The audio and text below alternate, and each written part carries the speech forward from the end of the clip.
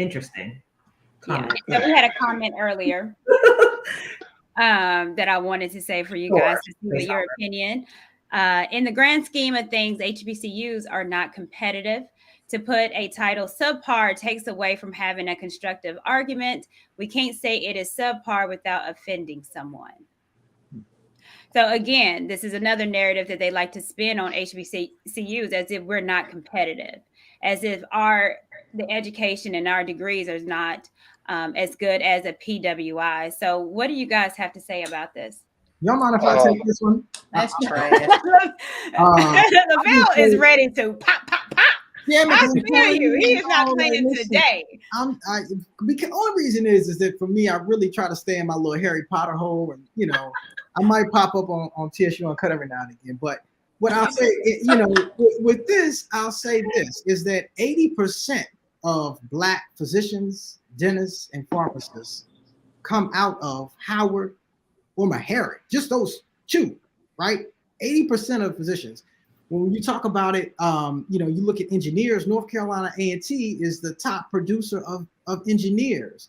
50% of Black lawyers come from HBCU. So I'm not understanding when they say we're not competitive at what?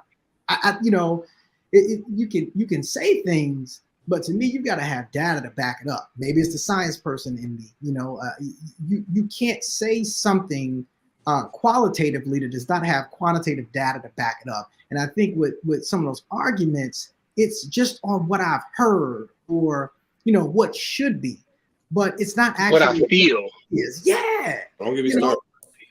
It's insane. So I'll cut it. Go ahead, Dr. I mean, go ahead. Well, I mean, just one thing. It's the somebody had brought up about how the psychology plays into it. For me, the term minority serving institutions that are often applied to HBCUs, HSIs, all the different acronyms, the word minority have empowered people to say words like this. We're not competitive, because that word minority implies we're inferior. It implies that we're not up to par. And so for me, especially in my official role, I want to strike that phrasing, that terminology out of the system, because if you are constantly hearing, it's a minority, it gives the impression that it's weaker, that it's less than, that it's not competitive as, and then you get, comments like we see here. But not on anything. I hope I'm not jumping the gun, but one of the things that kind of kills me is that you have some of these pro-black people who are supposed to be so pro-black, but then go to the white man's list on how they rank schools and say, oh, well, you don't compare on this white man's list, so that therefore your school is not as good as the other school, which to me does not make any sense to me. You understand what I'm saying? Because what criteria are we judging what's competitive and not competitive? Because I'm sure Vel can speak to this. Tell those people to come to Meharry or come to TSU or come to Morehouse campus and see if you can compete with some of the best and brightest there. They can't. Yeah. Absolutely. And they don't understand that those lists are built on they're skewed. They're built on endowments. Right. Like an endowment is calculated into US Weekly News's report. They're NIH grants that they have. Well, who do you think NIH is going to give grants to more frequently? When you're saying these things, you have to be really careful, really cautious, because you actually are more of a downer for kids like us when we're in high school than even a white person would be. Yeah. Because you say to yourself, man, if black folks don't believe in it, why in the world should I? What I say, when people say not competitive, thing is that if you black, you gotta put the work in. It don't matter where you go, like you gotta work. And so the thing is when you go to HBCU, there are things available. It's just that going back to what Clint mentioned, the funding that we're missing, the pushing of stuff. So I found out about a lot of opportunities at TSU to work with ESPN and do all these different things that I did, but they were never pushed. Nobody knew about them. It was just a piece of paper on a bulletin board just sitting there that people walked back and forth, and it was like a whole bunch of student information, student organizations like, hey, come to the Chicago club meeting, come to the Mission club meeting, that people would just be like, okay, there ain't nothing over there, but then this is one notice on there that's like ESPN is hiring for this. You know what I mean? And it's stuff like that, to where like I sought these things out, and like I said, my tale of two careers at TSU when I became Freddie B it was totally different than at first. At first, I was just in school, just floating along. And so what a lot of black people think, like, okay, if I graduate with Michigan behind my name, that's gonna carry me. Like I'm gonna hop in. It's like, unfortunate part about it is that may get you to a point, that may get you looked at, but you gotta realize that there are a bunch of other white boys, white chicks, they got Michigan behind them. So if this white man looking at you and this white boy and y'all both got Michigan, then he gonna go with him. You know what I mean? So then at the end of the day, if you black, you black. It don't matter where you go. It's about what the work that you put in. If you ain't putting in the work, then you not competitive. It has nothing to do with the school you went to and the letters behind you that's gonna make you competitive. I'm competitive now because of the work I put in. When I moved to New York, like New York has a propensity, in any big city you go to, some of you guys may notice, it's like people name drop a lot. People say name, I did this, and they puff up titles. And when you dig, you like, oh, you really was an intern. You just a glorified intern. But when I came up here to New York, all the work that I put in at TSU to build up Freddie BT TV and to set myself up in the city of Nashville and then leverage that to do even more in the city of Nashville, I came to New York and I started talking about the stuff that I did. People thought I was playing until they went to my YouTube and I sent them stuff like, oh, you the real deal. Like, oh, you really interviewed all these celebrities. And then like, boom, now I'm working with all these big brands and making money, like the easiest money I've ever made in my life, but that's because I put the work in. So if you black, it don't matter where you go. If you're not gonna work, then you're gonna be sent to the side. I know black people went to Ohio State. They got bachelor degrees and this, that, and the third, and they a champs manager.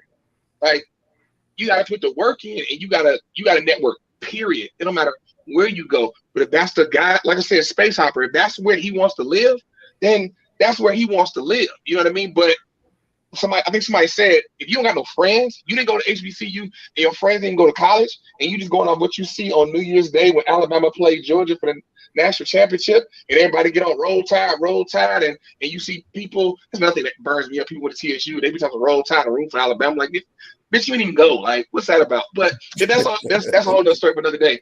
But if that's all you see, then you know you thinking like, oh, that's competitive, and it's like, bro, you black. Never forget that. But not only that, to speak to is it Vel? Yeah. Vel, speak to your point before. What people don't understand, and this is having these conversations with they have friends who do a lot of hiring. When they go look for black talent, they don't go to the PWIs. They look. There's specific schools that they recruit from because they know when they bring these students in that they're going to be prepared. They're going to work hard, and they're not going to embarrass the school. Of course, there's always outliers, but for the most part. Morehouse, Howard, TSU, North Carolina A&T, Hampton.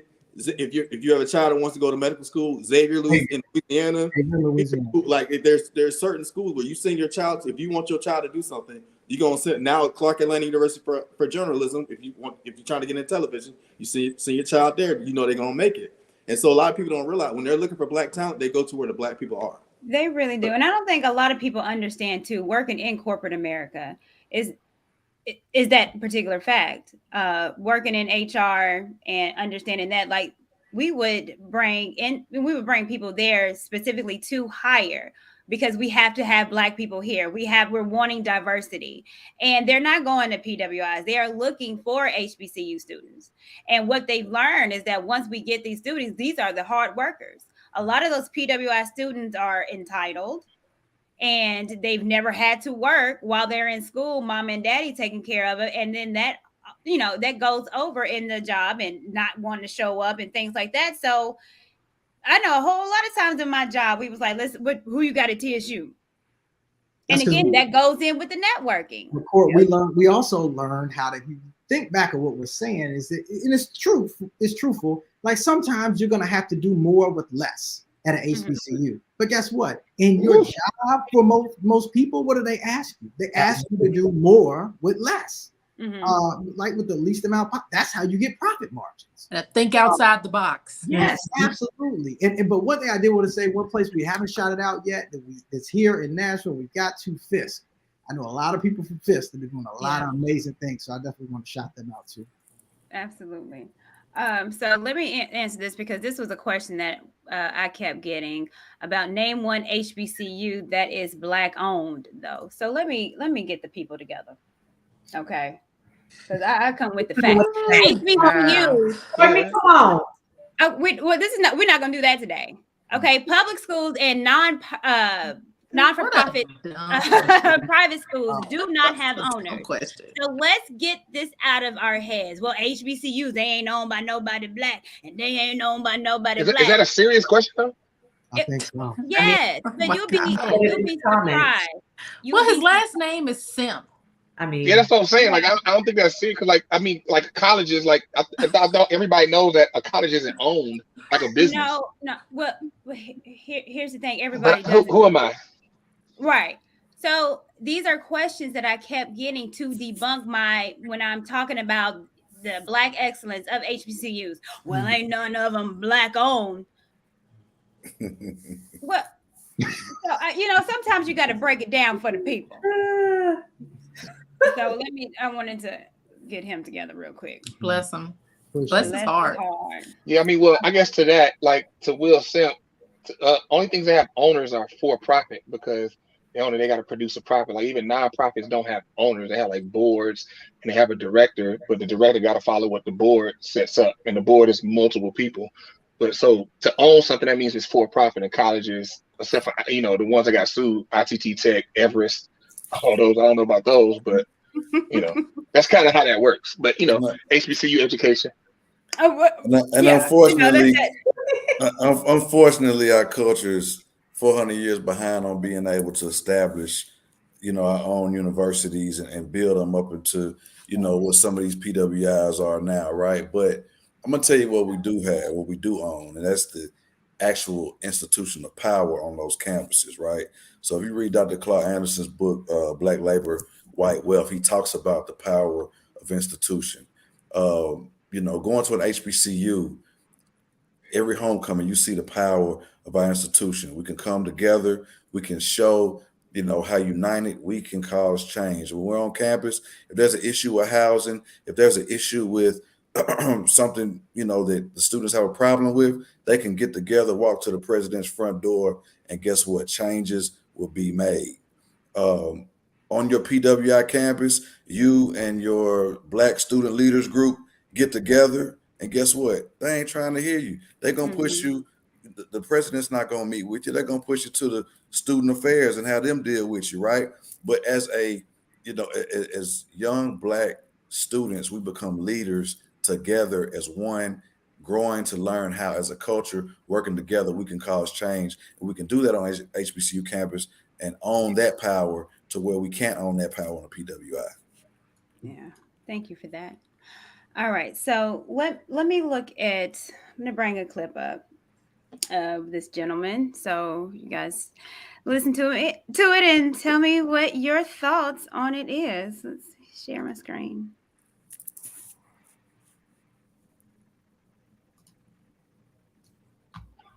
They monitor these groups and they literally opine every now and then. A buddy of mine who's a Juilliard grad and has tons of CDs and tons of artists out there. He trolls the groups, and so he and I talk about HBCU grads, and so we had a conversation last month. And some oil and gas buddies of mine. And we were like, the oil and gas guys are mad at me because I can navigate the white world easily. It takes me 2 seconds. I can knock on a door. I can create a program in 5 minutes in oil and gas, but it takes them like a year because I know how to speak to white people because I did my entire life. I went to private schools and then I went to Harvard. It's very difficult for them to do so. I work for the FBI. It took me a year and a half to get up to the upper echelons of the financial offices, and I was literally the guy to speak to all the folks in the financial office of the FBI. It took me like a year and a half, but it took them a long time to do that because they didn't have the linguistic dexterity to actually make it that high.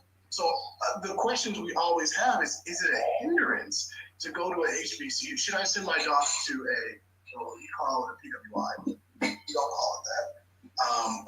Should we send them to those colleges or send them to black colleges? That's a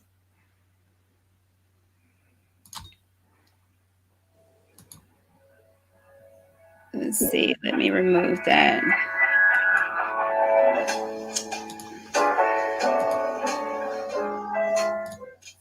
Okay. So is it a hindrance?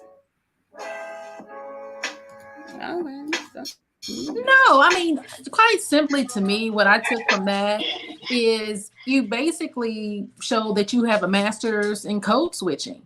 Okay, listen, it sounds like an English 101 class. He to me, it didn't feel like anything came across, but he had the ability in his career to have to code switch, and he did it very, very well. And I don't know who hasn't been able to do it, just being a black person, period. I mean, I really couldn't relate to anything he was saying. It could be. Yeah. So he said one or two things in there that we don't know how to talk to white people. So that's why we can't further, maybe in our career, it's taken us a lot longer. And then he also kind of referenced, because these guys went to an HBCU, maybe they couldn't do the work as efficient as he could because he went to a PWI. And again, these are black folks saying this about our schools. I feel bad for him. I don't think he represents I just don't think he represents the HBCU experience, you know. I mean, what I would say is he didn't master code switching. There's no code switching with him. Like the thing is, he not switching. The thing. That's why when you said that, I made that face, because he didn't, like, we might code switch. We can, get you a man or a woman that can do both. He can't do both. He sounds like one of those people that essentially sold his soul. He doesn't have any black culture. He's black in skin, but I'm sure you guys as well have met black people who don't understand black culture. They don't subscribe to black culture. Black American culture is not in them. They subscribe to white American culture and a generic white American culture, because when you get to a particular white person, they still know their history. So they know German, English, French, Italian, or whatever like that. Like I'm on tour, my co, she's Italian. She's white, but she knows her lineage is Italian. So she got that Italian culture. So it's more specialized. Somebody like him, he can't do that. So he just subscribes to a generic white culture, which is empty, which is like mayonnaise, which is like white rice. There's no substance there. And so he essentially, he essentially sold his soul. He sold his soul for a check. He sold his soul for a check to rise in the ranks of business. And that's it. And when you look at life, you look at the whole totality of life. Like, what is life about? Life is more than just moving up the ranks in a business and making money. Because after that, then what? When you look back, like, there's so many old people, when they look back on their life, they die prematurely because they look back on their life and they're ashamed of their life. They got regrets. They're like, yo, like, this ain't me. And their soul is eaten up inside. Like, he's talking about all this, like, that is the totality of life. When you have culture, you can go back to something. You can reference something. You have a sense of self. And that doesn't sound like what it is, because it's all comical to him that I was in the FBI and I moved up in a year and a half. Okay, and then what? Because you got so many people who have culture, who understand black culture, who can code switch, who moved up in the FBI in 3 years. 3 years, 1.5 years. What's the difference? Like, what's the gain? Like, what did you gain? Hey man, that dude, man, I had to go and get, like, fill up my cup of bourbon again, man. That dude, so let me tell you about that dude. For me, and the reason is like I interact with those gentlemen all the time, and if you listen, you can't play it back. He said I a lot of times, and he said them a lot of times, and that is his mindset, and that's how he feels. The issue with someone like that is he might climb the ranks, but he's not bringing anybody with him. And when he gets to the top, the people at the top of business right now, the buzzword is diversity, equity, and inclusion. And they're trying to reach out and find young black folks that they can bring into the company and diversify. And guess what he can't do? He can't help them in that regard. And guess what they'll do to his ass? Get rid of him. Because they're going to bring in somebody black that can actually help them diversify. That's why he's talked about 4 different jobs that he had, is because he can get to the top, but he can't stay there. Because ultimately, you have to have some type of culture about you and understand our people, right? So that you can actually help the enterprise. Because at the end of the day, you're working for an enterprise. And what are they trying to do? PR, right? They're trying to make sure that from a PR standpoint, there's nothing that pops up that says, you know what, this company is not doing what they need to do to be progressive in today's America. That dude's not going to help you, right? Somebody like Clint Gray, who's built his own company, right, from the bottom up, that went to HBCU, they're going to say, hey, Clint, listen, I know that's a lucrative business for you, but I want to buy you out of that, not to even work in that pizza business with you. I want to bring you to Amazon so that you can help us figure out how we can navigate and do something similar to that here from a marketing standpoint. How in the world did you do that shit? That it's a comedian. Real quick, famous comedian Paul Mooney said, every nigga gonna have a nigga wake up call. He ain't had his nigga wake up call yet. Right, and I'll take it to your point. Probably if you drop him off around a bunch of black people, he'll probably have his wake up call in. He probably he would never position himself. I don't even know this guy. He wouldn't do that. He would position himself. And stuff like that is kind of frustrating because you like me. I know people like that. They won't come around black people, but they'll try to find a space that's comfortable for them, and then they'll slide in and slide all that stuff in there. You know what I'm saying? Which is crazy to me, man.